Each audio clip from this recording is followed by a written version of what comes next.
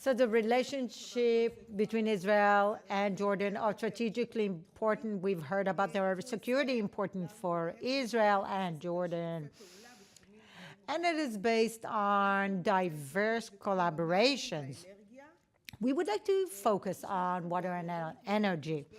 As you've heard, Jordan is coping with a severe water crisis. And if we're looking at the numbers, then today they have approximately 61 square meters, cubic meters per individual. And the poverty line set by the UN is 500 cubic meters per head. So this is a strict distress, and also the backdrop of the recent wave of immigration and immigrants that have come to Jordan in the past decades. But alongside the challenges, there is an opportunity here for collaboration in various fields, starting from mutual trade and industrial parks, tourism, agriculture, and knowledge collaboration in the field of agriculture. I would like to mention Ohad too. We wrote our last position paper along with him. Now, under the circumstances, it has yet to have been published. But our work on Jordan was part of the work that we had about prosperity. And Ohad would always speak about the half glass full. And he delineated how the half glass full looks like. Now, we've written that paper in English. And he spoke about the relationship between the two states and how much stronger and tighter they could become beyond water energy collaborations that contribute to the regional stability.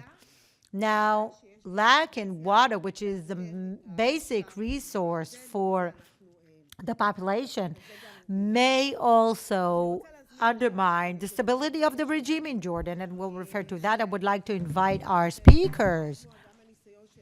We would like to hear from their experience and their positions and thoughts about what could be done in the future as well. So I'm calling Shlomi Fogel, CEO and Chairman of the Ampa Group,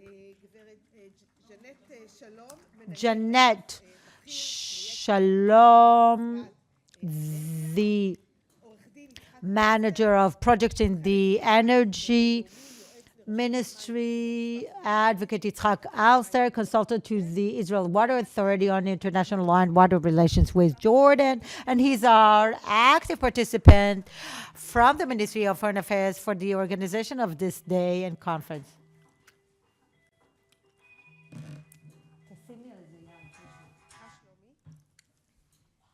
So Shlomi, let's begin with you.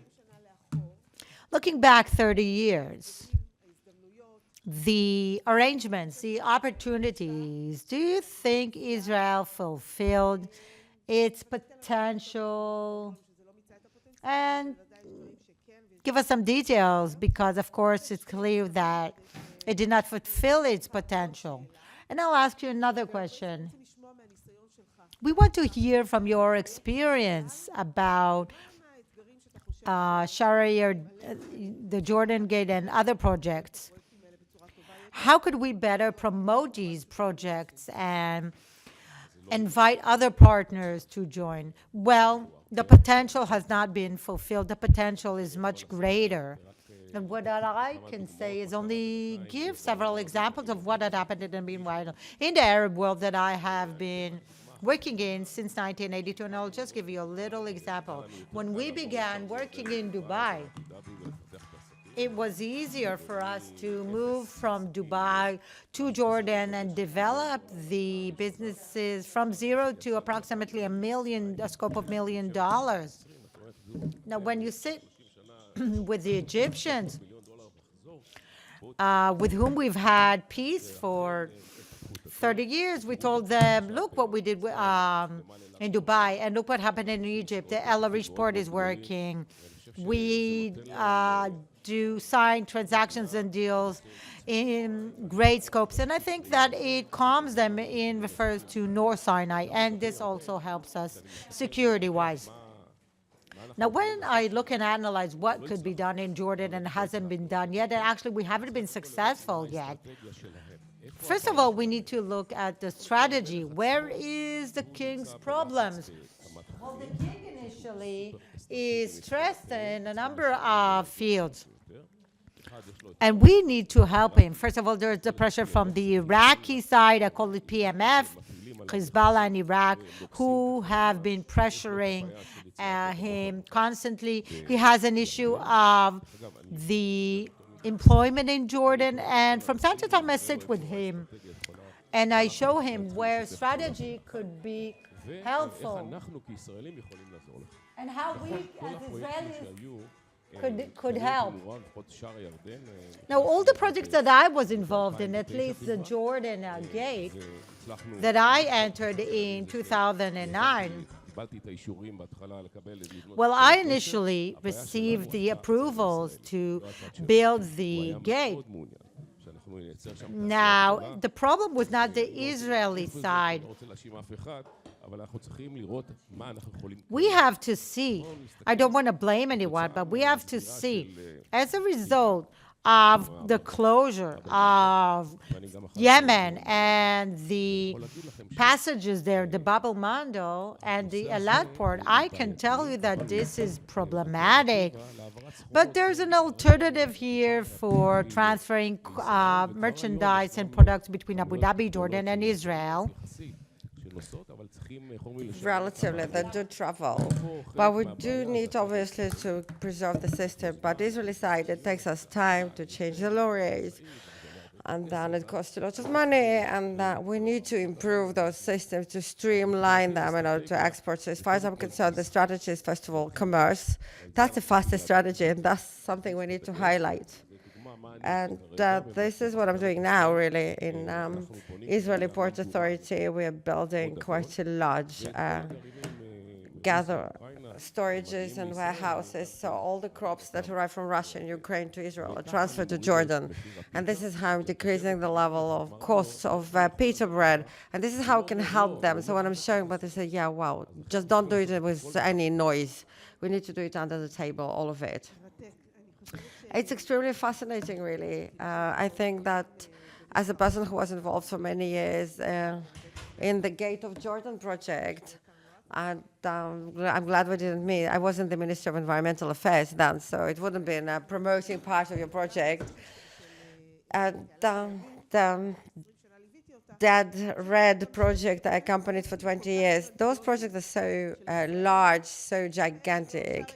Yeah, the Gate of Jordan is not that one, really, but Israel didn't have enough of an interest to actually invest into it for it to happen in case of dead and red. But Yitzchak maybe we're talking about that. But commerce, obviously, are extremely agile topics in certain sense. And yeah, well done, really. Thank you for what you're doing. Jeanette, so a slightly tougher question, I would say. What kind of challenges the system sees today? And what are the challenges that are, especially the gas agreements and water agreements? And if you can give us a little bit of an update, what happens with the Prosperity Project? Whether we are intending to continue this project, are there any talks about it? We would love to hear about it. And considering all the existing challenges between Israel and Jordan, what is your vision when it comes to the bridge of energy between Israel and Jordan? Thank you for the tough question, really. So I put it this way. I'll start with the tremendous importance. The connectivity of energy is extremely important. All the infrastructures of energy connect in complicated cases as well. It helps to maintain stability of the region, and it's crucially important. So when we look into the future and we look at prosperity, we have no doubt that prosperity is on the table. It has to be on the table, and it's regionally important for the whole area. And we are working right now in our ministry to make sure that this project will be happening, and we believe with all whole heart that at the right moment we'll manage to create it and to show it outside and in Israel. How can we actually connect the connectivity and more connections between countries? And you talked about the full glass, the half glass full. I think we need to imagine this full glass. How can we actually together as partners create more yield for everyone? And prosperity is a wonderful example because it definitely complies with the needs of all parties, and together we'll be increasing the whole, but on a global level, in fact, because the moment we show an ability to connect to the east, it's not just Jordan, it's much more further towards the east, and this is where the regional bridge, the concept of the regional bridge is necessary. As far as I'm concerned, it's a global issue, really. You mentioned the Ministry of Environmental Protection. We have a common global challenge, the whole world, of net zero. We must do it together. You can't do it on your own. And the regional bridge allows a vision that looks into the future and tells us how the East and the West can work together in order to reach the clean energy future. That's the meaning of the project. And I think that at a certain point, we also operate towards the East, and therefore Jordan is extremely important for us.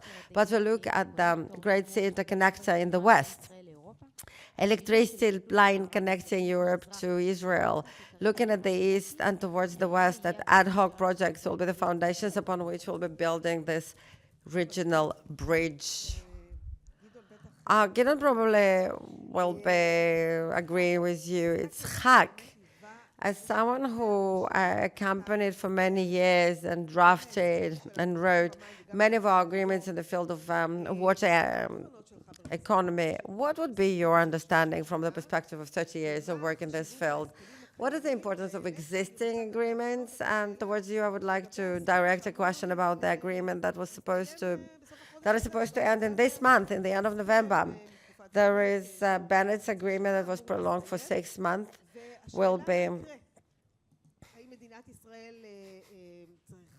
So whether the state of Israel shall continue this agreement, was it just another 6 months that you need? What is the right way of coping when it comes to Israeli interests? I'm looking from the Israeli perspective right now. So it's our Israeli strategic importance of the security of Israel. That's what I want to hear. So Galit, thank you. We worked together for many years, really, on Jordan and about the Dead Red project then. I will start with the glass half full. Maybe more than half of it is actually full in this sense. Relationships with Jordanians, it works and it works well. And the reasons are multiple, really. First of all, the agreement between ourselves and Jordan, the attachment, Appendix 2, which is the document dedicated to water, was very pragmatic. Instead of talking about allocation or water rights, they wrote rightful allocation. What is it? That's not really unclear. But it allows both sides to exist, to coexist quite well with it. And based on that, we decided what each side will be receiving. Very pragmatic. All the arrangements since then are quite pragmatic, really. An additional reason is that all the encounters are on a technical level, senior technical level.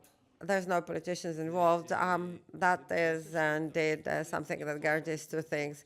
You don't have to run to the medium. No one is running to the medium after those meetings. And, there are meetings like that. You heard about that probably. Every time, do you hear about that? No. There are meetings that are happening, and it's a technical team.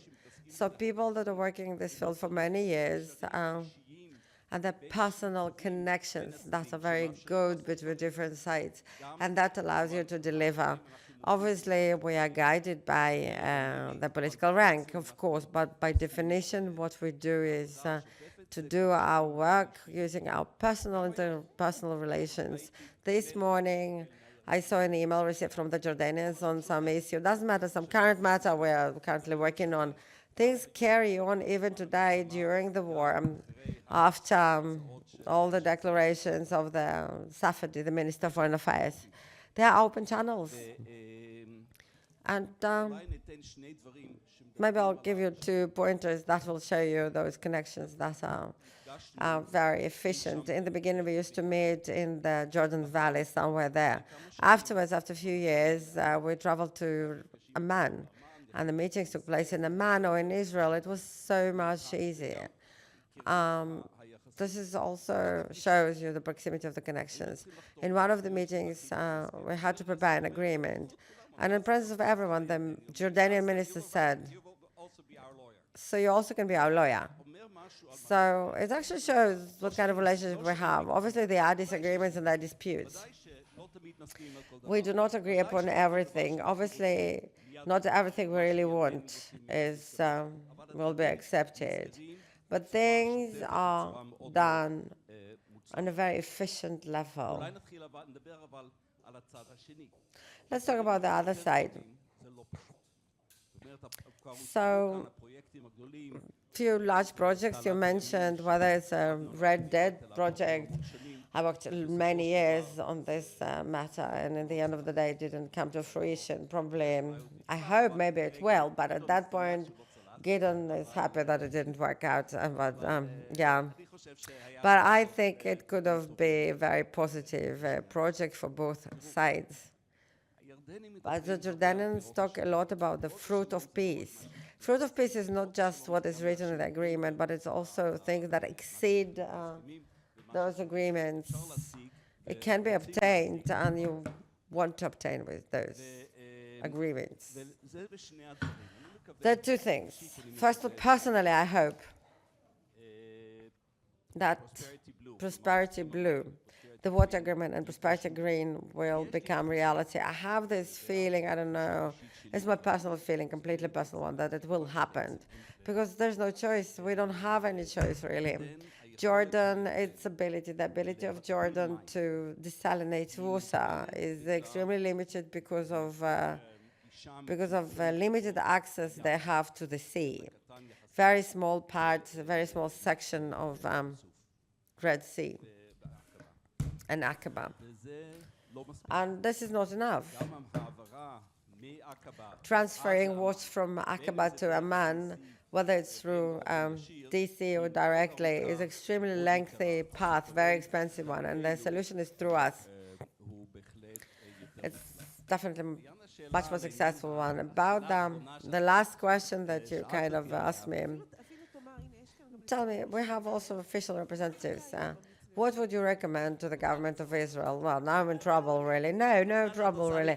No, now I'm in trouble because at the end of the day, I am supposed to. Sometimes people ask my opinions on those issues sometimes. So this is a political question, really, completely political one. I think that it's bad for Israel. It's not good for Israel to have a thirsty neighbor. It's nothing good about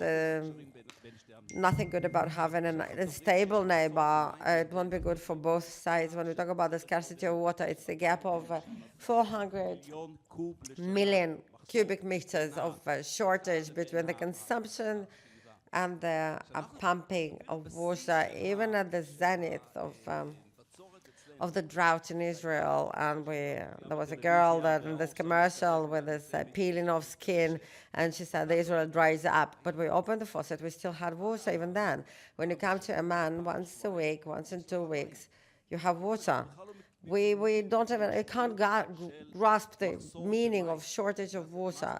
We can't even grasp it. What does it mean we don't have water? We can't imagine it, and it's bad for us really having a thirsty neighbor, a neighbor that has not enough water. We talked about that problem of stability of the kingdom, because in the end of the day, people do want to have things of that sort.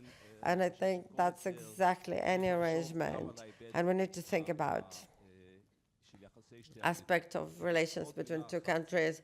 Just another word, and people talked about that a lot, relationships of the countries. We talk about the military, about the intelligence, about the security cooperation. I think that the civic pillar is extremely important in order to create connections between the countries. And obviously water is the foundation of all. Ohad, well, in everyday life, you wake up in the morning, that's what you do. as the director of Jordan department, where we at now, the projects we're working on together with Jordan, which field we can improve, cultural cooperation, social cooperation, they talk about that a lot. To understand people to people is important, and it doesn't exist, and that's exactly our problem between countries. So how can we build this trust between peoples? I'd love to hear your opinion, really. And did it help? Did it not help? Abraham Accords, did it? Well, thank you for inviting me again. As the Jordanian department, I wake up in the morning, and my role, and great privilege really, try to promote relationship between Jordan and Israel. The panel of ambassadors described it, another panel as well, the political state of affairs, so I don't want to get into it. The diplomatic issue following the war and all that. What I can say and what is important for me to note is life itself, because in the end of the day, there are two states that share a very lengthy border, and historically speaking, there were relationships that were extremely charged, and they continue now in all different aspects, even in light of the war. So we do that, and there's so many different partners here. So all the things, what do you want to promote? They talked about large projects and water, prosperity project, Gate of Jordan. Those are very important, very large projects, I know. But in my eyes, what is most important, and that's what I'm working on, smaller things to connect between businessmen, trade. And Shlomi also mentioned that Israel as a bridge towards the Gulf countries. So today already the law is coming. It's not been published. You don't hear about that. But the significant part of the trade is actually transformation of lorries are going directly to Haifa. Vegetables and agriculture topic we work on. We work together with the Ministry of Agriculture. You worked on those topics. I have friends from EcoPeace and Ministry of Environmental Affairs, matters of environment that are obviously border crossing. So things are happening, and in my eyes, we need to continue to promote those things. One of the central matters that the previous panels mentioned are workers in Eilat. We have here Mr. Samo, who has so much to his credit goes that this project actually exists and continues to exist. When people talk about thousands of people working in Eilat, they cross the border, they go to work in Eilat, and during the harshest moments, let's say jolly moments of the war, those things that are happening, one of the topics that you didn't discuss, and it should be mentioned, is IMAC. This is a declaration that at G20, Israel, Jordan are not privy to this declaration, but the IMAC, Indian, Middle East, Europe corridor. And the purpose is to create this connectivity, land connectivity between the East and the West through Jordan. And this is, it's happening, it is happening, and it will happen. And the purpose is to reinforce it. And the Abraham Accords, you asked me how did it impact? Well, did it matter? Yeah, that's one of the examples. IMAC and the land connectivity, this is where Abraham Accords really played a role. And something that came up in the previous panel as well is the taboo of the Jordan and Egypt and the cooperation with Israel. Jordan was really, it was through a prism of the conflict, which Abraham, of course, did. They broke down this paradigm a little bit, and I pushed the Arabic businessmen to see it can happen. So maybe we'll not be the pioneers, so we'll continue and follow the steps of the Gulf countries. And the Western world is looking at the Gulf, obviously, because of the economy, and the Arabic world is looking at them when it comes to economical matters. We saw a rise in trade with Jordan until the war. It was a rise, really. So I really hope that this war will be over at a certain point, and it will continue. So thank you, Ohad. We'll get back to you, Shlomi.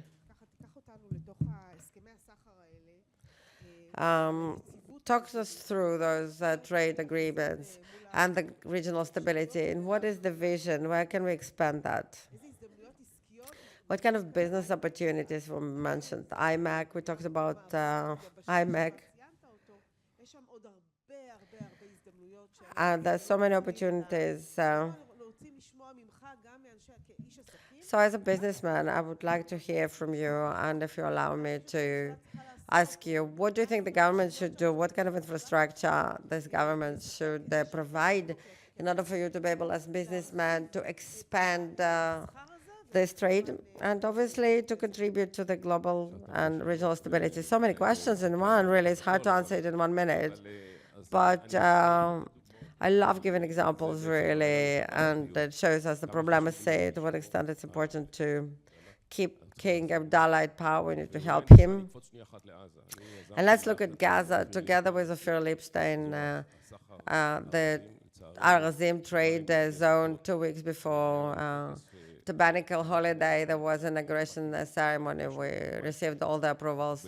It took 14 years to receive approval to create a trade zone. It's abnormal.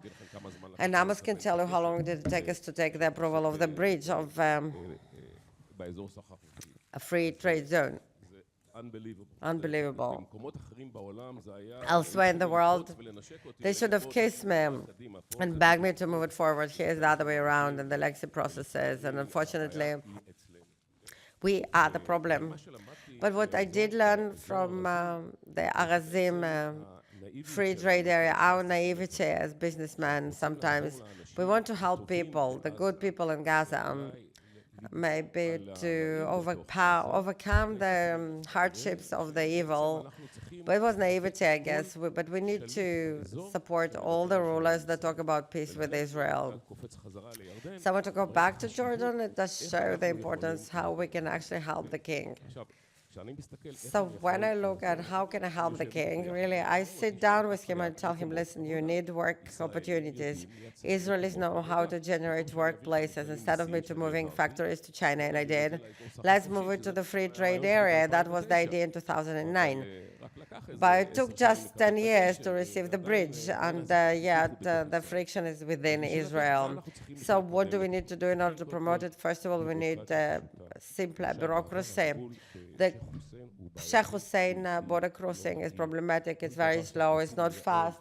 Everything we want to facilitate is a problem. It's a serious problem. So you shouldn't even import through it.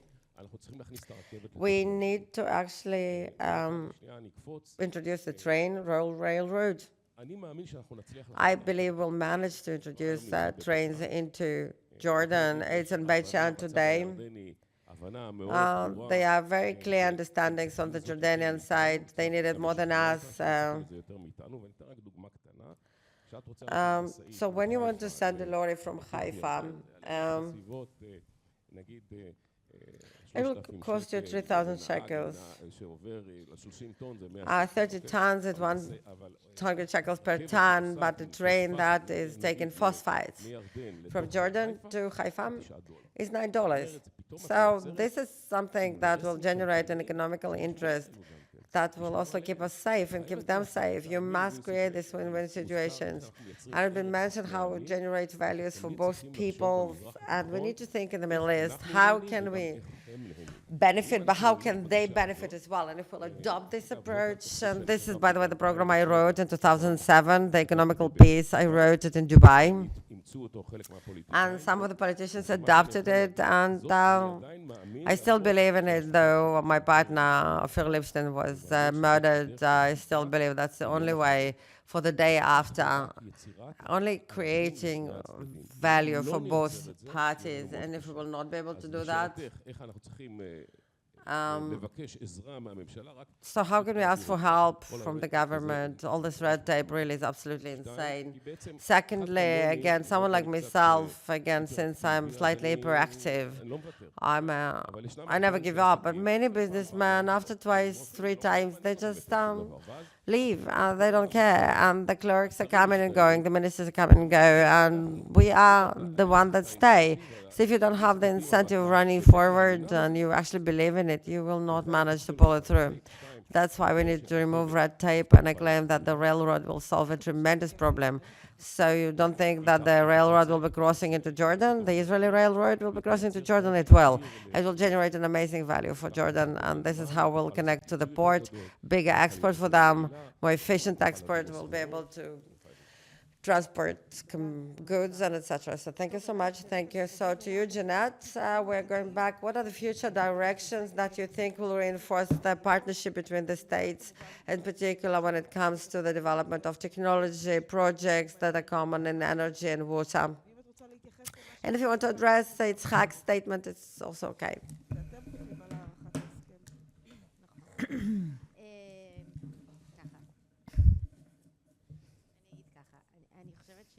I think that our perspective is regional, first and foremost.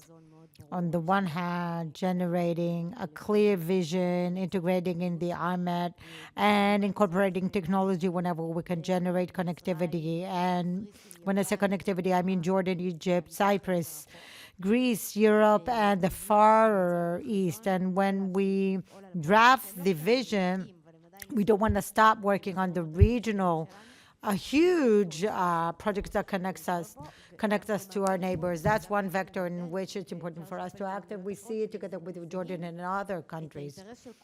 We identify the interest of every party, and we address it, and that way we could generate reciprocity that increases the value that we thought is there to begin with, and it works excellently with energy as well. The second vector that, in my view, is very important is reinforcing discourse on learning and innovation together with the West and the East both.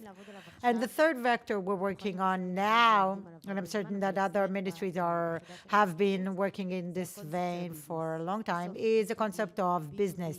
G2B, B2B is a connection that we cannot waver. It oftentimes generates connectivity and the ability to generate discourse. The state should provide the umbrella, aid with bureaucracy. Bureaucracy is important, but sometimes difficult.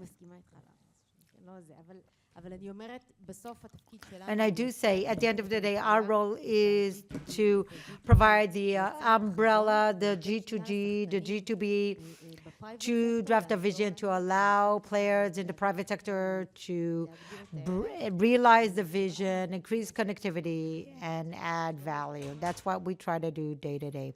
Shlomi, you have something to look forward to then. Yitzchak, a question to you. What are the main challenges that you say as standing before both countries regarding the management of the water resources and water sources? What could we do in order to overcome these challenges? Well, I referred to this a little in my previous answer, and I would like to add. First, already in the peace agreement, it was clear to both parties that there are not enough water resources for everyone. There are just not enough. And that is why we need to collaborate and find new sources of water. Israel advanced in this more. We nowadays rely for our drinking water mainly on desalinated water and on wastewater desalination in agriculture. Jordan, too, is advanced in that field in terms of agriculture, but there's still more to do in the field. In addition, in Jordan, there's an issue of water loss. And I do think that this could be improved as well. But as regard to the water relationship between Israel and Jordan, we should remember that the system, oftentimes here in Israel, you hear that Israel gives water to Jordan, and why? We don't give water to Jordan. We have an arrangement. The peace agreement refers to a rightful allocation, and I won't get into the details of what we get and what the Jordanians from the Yarmulke and the Sea of Galilee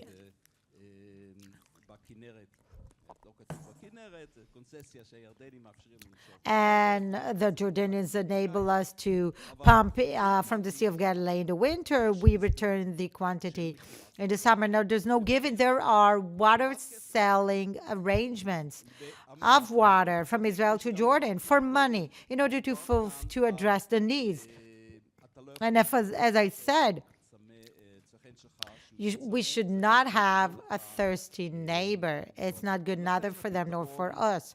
And that is why the solution is. That is the solution. And there's another very important point. When we dealt with agreements in regards to the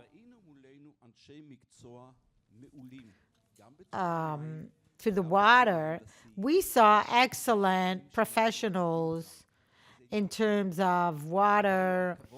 When we work on the dam project, we spoke about respect. Eli Rubinstein referred to that. It's so very important, not only because it's important for the relationship, but that is the relationship. It's a good relationship in reality that enables good professional discourse between the sides.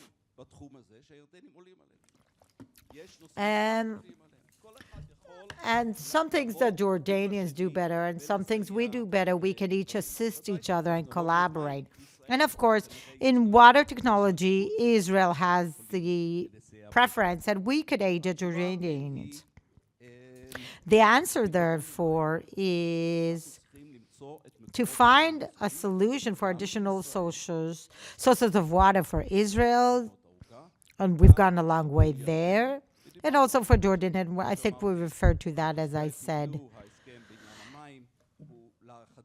in the prosperity too, which I appreciate as a solution that should be resumed. I think it's practical, plausible, and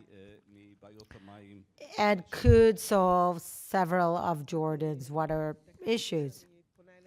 Just a moment before I turn to you, Ohad.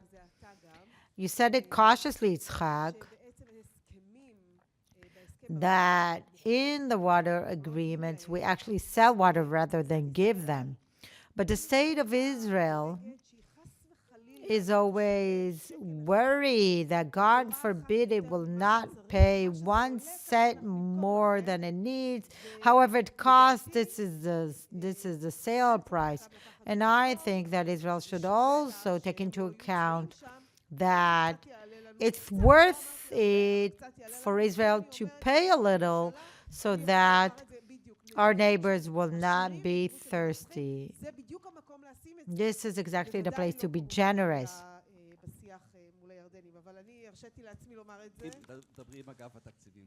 We'll talk to the budgets division then. At the end of the day, it's a political decision rather than a budgetary decision, and this is what we need to understand, and what the state of Israel is yet to understand. And Ohad, perhaps to you with the last question, how does the present war impact the progress of our relationship?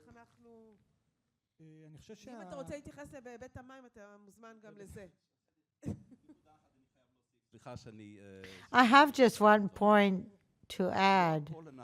Forgive me for the interruption. It's not everything that we sell or give. The water in the peace agreement transferred to Jordan for almost no price. It's not something that we give to the Jordanians. It's just the distribution that we have. Now, beyond that, yes, I refer to the additional 50, and more than that, I'll say that the state of Israel today could sell more than 50 square cubic meters than it does.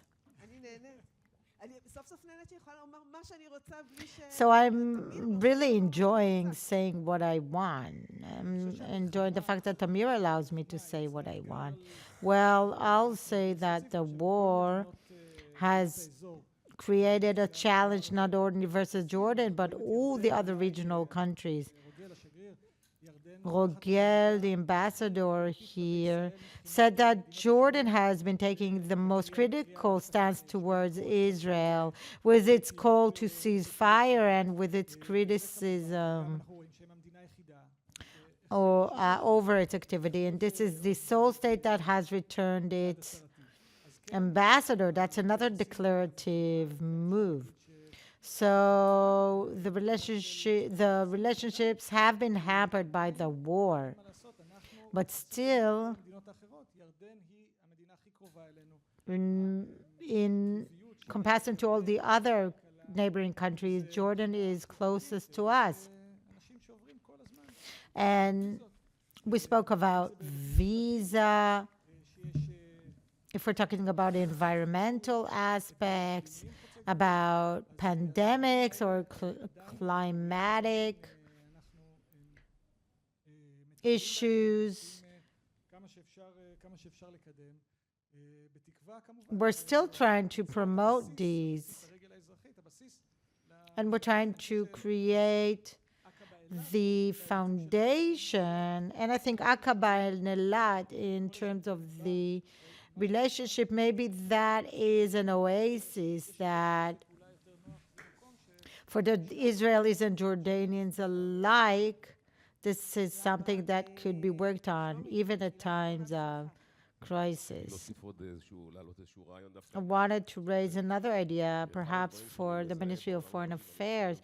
One of the things that I've identified in the Arab world, there are a lot of young people in Jordan, and we have started to employ digital public diplomacy in order to speak to the younger public. And I think that the foreign ministry too should upgrade all its systems.